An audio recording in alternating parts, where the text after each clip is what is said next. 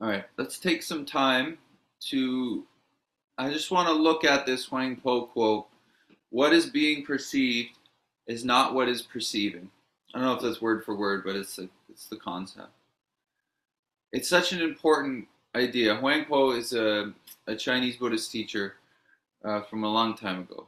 I've only actually found one collection of writings of Huang Po, which you can find online. I think Daniel Blofield put it together or translated it.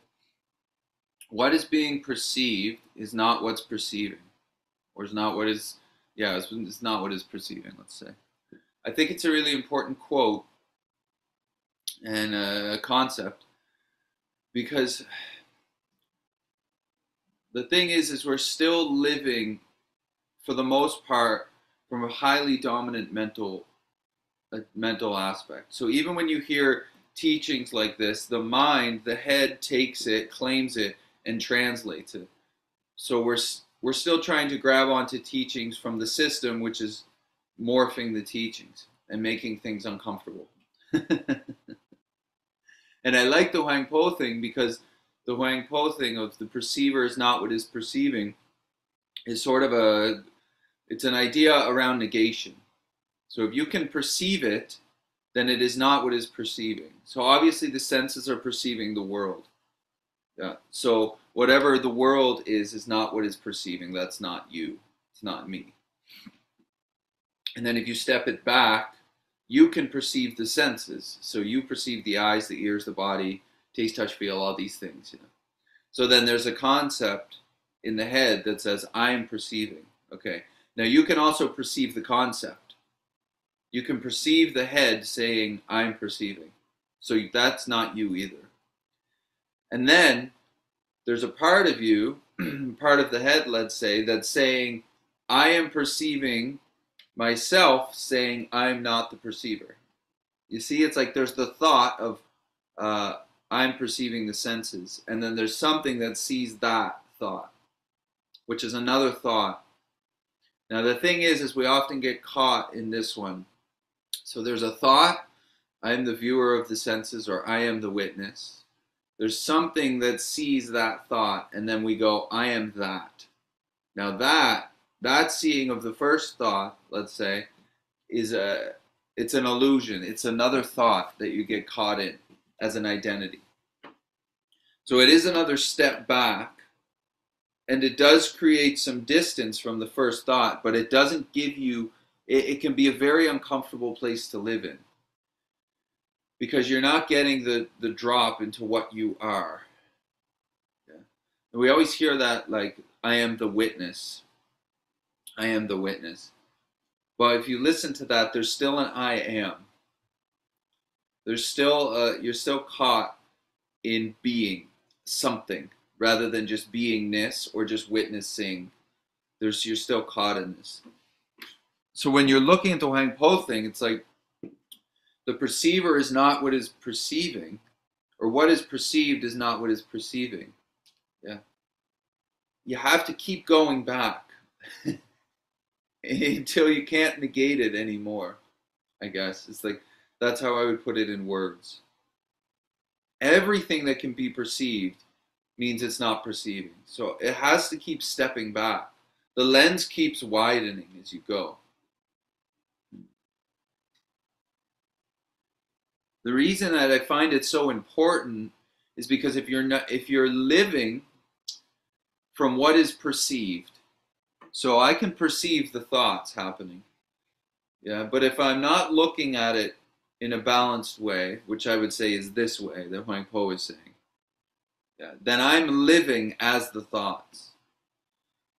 So it feels like I'm having thoughts, but actually the thoughts are having me, and they're running my life, essentially, because I'm living as them.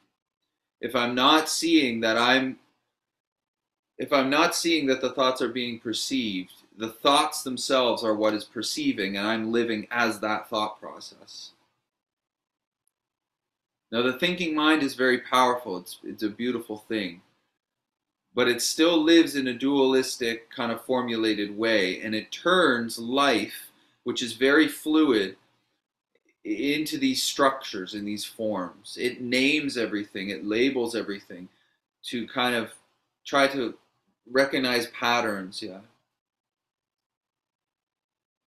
So even if we're living in the present moment, or we feel we're living in the present moment as the head is distorting the present moment. It's like taking water, or it's like taking a river and freezing it into all these different ice cubes, and then calling that life.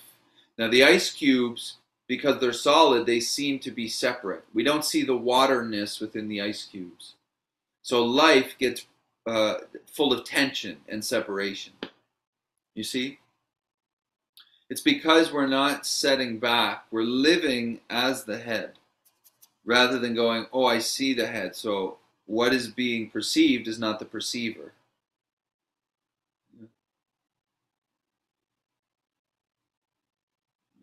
And then if the habit pattern of the head is an extreme self-centeredness, which is what we find in recovery, recovery from addiction, extreme self-centeredness, then we're living from extreme self-centeredness.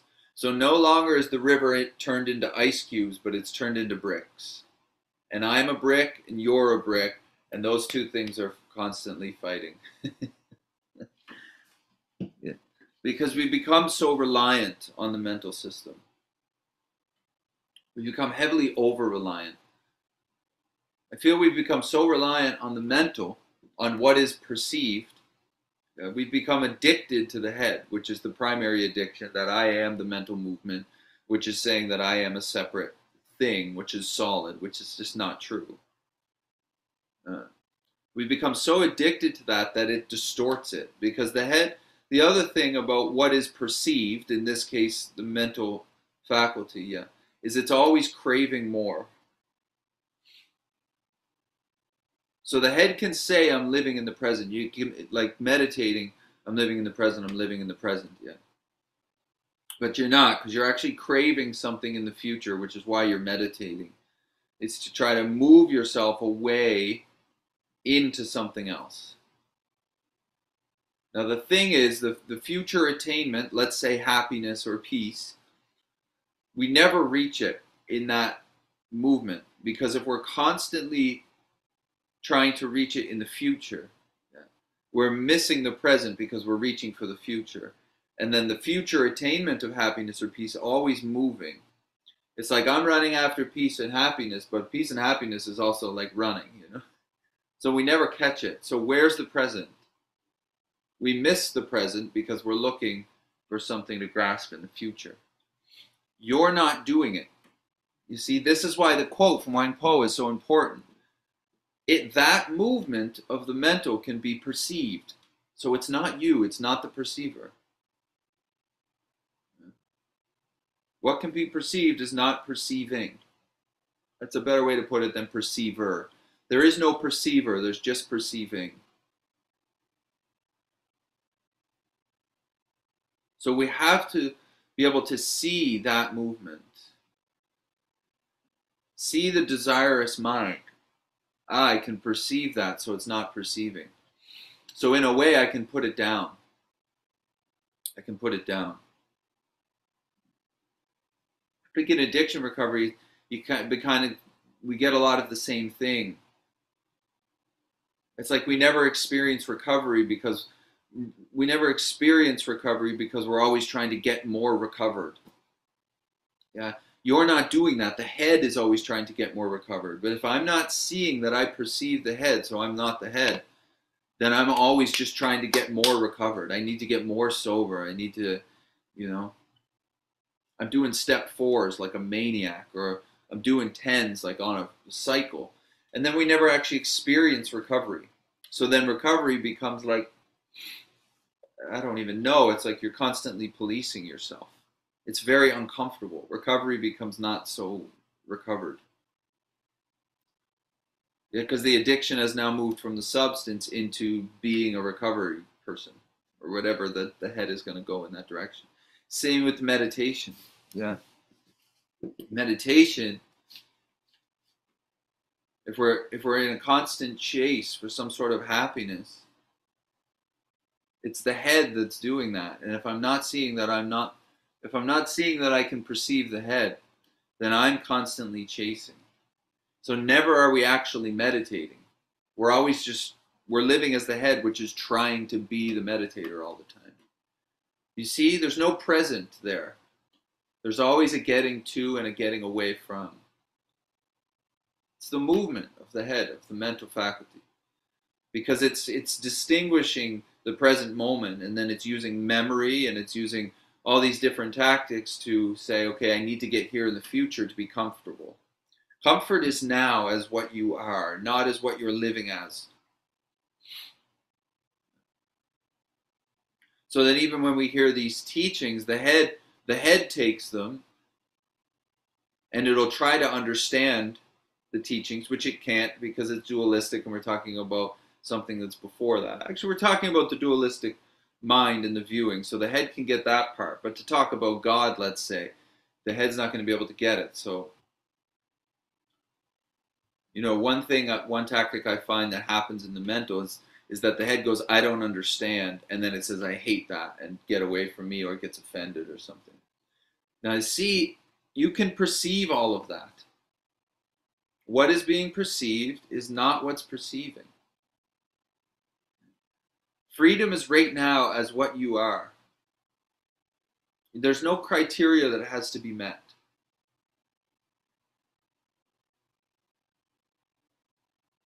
It's seeing what is perceived. And then keep taking that back. Yeah? I think what you'll find is that pretty much everything can be perceived. Everything that is in this world and that we are taking ourselves to be can be perceived, which means it's not perceiving.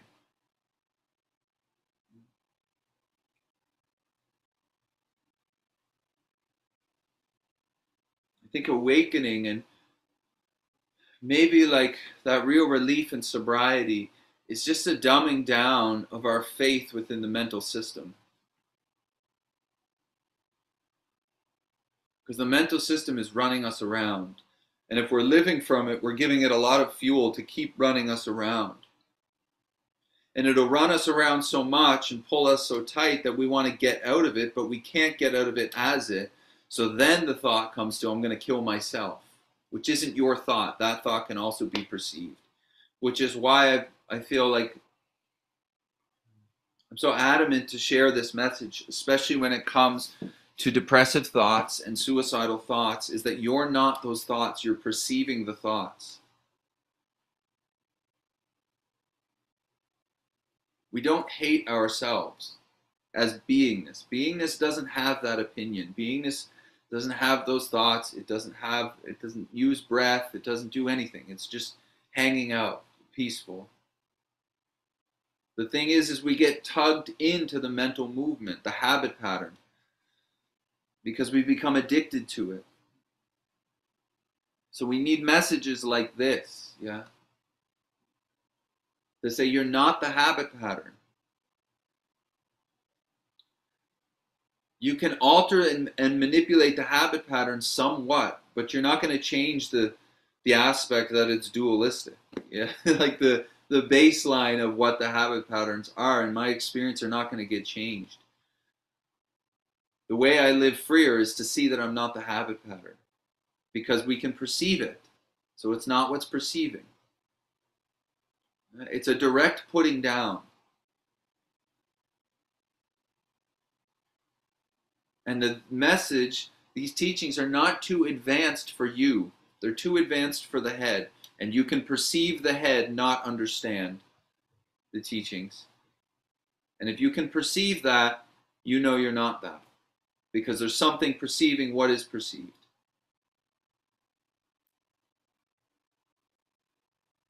And then the power lies in what you are.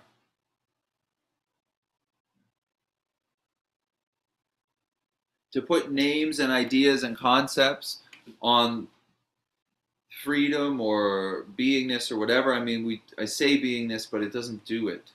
Nothing's going to do it, because once you're in that place of perceiving, which you're never not, it's just that we get pulled out of it by the head, or it gets veiled by the head, as they say. And we don't need words anymore. This is This is the thing about how we've become addicted to the mental process. It's distorting reality. It's distorting our relationship with the body-mind system.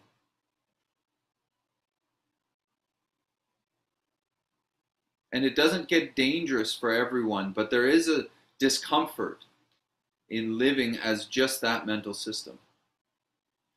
Because there's a constant craving, there's a constant needing, there's like a tension, like an underlying tension. To go that way or to go that way.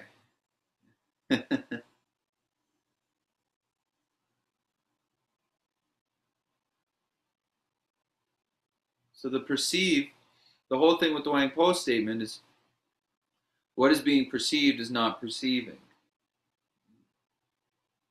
So the more we see what is being perceived, the more we rest in to the perceiving. Now, if we go, I'm the perceiver, that's something that you can perceive.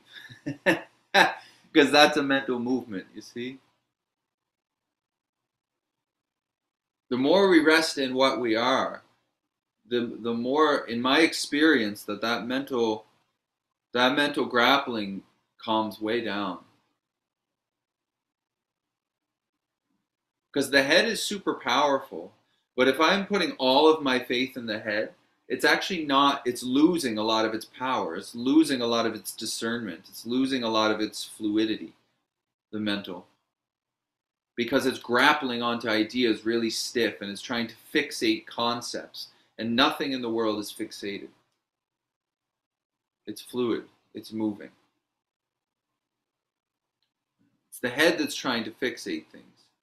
And if I'm living as the head, I'm putting all of my faith and power into that fixation. So then I'm really fixating things. And that's why we feel like we're stuck in positions in life when we're not stuck. The head is saying we're stuck, but you're not. You perceive that movement. And as soon as you see that there's a perceiving of it, it's not what's perceiving, and you put it down, and there's just a drop. And then the true wisdom of the mental and whatever's before the mental can rush in. But if I'm living as the mental and I'm living as all these stuck ideas and concepts and forms, I'm not getting a true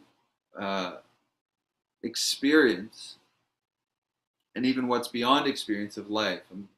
I'm living from stuckness, which is very uncomfortable. And it's not really a wonder if we live in that way why we go to substance. Because I want to get the hell out of it. Yeah, but if I'm living as the mental, I can't get out of it as the mental. So what am I going to do? I'm going to drink and I'm going to drug and do whatever else. The thing is when we move it to spiritual practice or something, then it just becomes the drink or the drug. So we have to see what we can perceive, which is the mental movement, which is trying to get out of itself, is also not us. So the spiritual practices are very helpful, yeah, but they can't become another addiction.